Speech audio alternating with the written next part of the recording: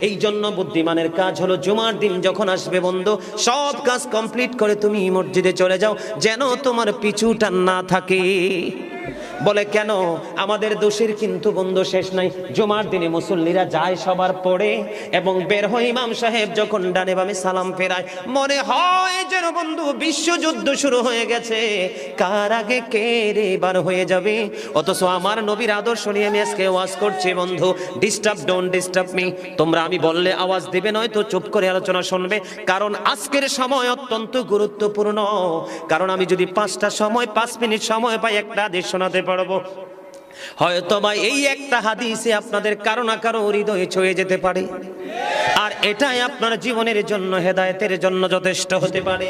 বন্ধু, মুসল্লিরা যায় রে সবার পরে, বের হয়ে আসে সবার আগে, এটা মুসলমানের কখনো চরিত্র হতে পারে না।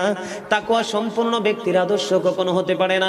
হাদিস শরীফ খুলে দেখি বন্ধু, আমার নবী বলেছেন, রে আমার উম্মত, জুমার দিন সাইয়্যিদুল আইয়াম, সব দিনের চাইতে শ্রেষ্ঠ।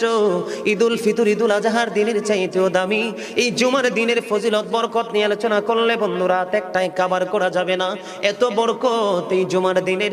আমার নবী বলেছে, উম্মতের দল, জুমার দিনে কেউ যদি সবার আগে মসজিদে যায় আর সবার পরে যদি কেউ মসজিদ থেকে বের হয়, আপনি যাবেন, সবার আগে যাওয়ার আগে সুন্দর করে গোসল করবেন, উত্তম জামা, নতুন জামা পরবেন, আতর গোলাপ লাগাবেন। আপনি রাস্তা দিয়ে হেঁটে গেলে মানুষ যেন বল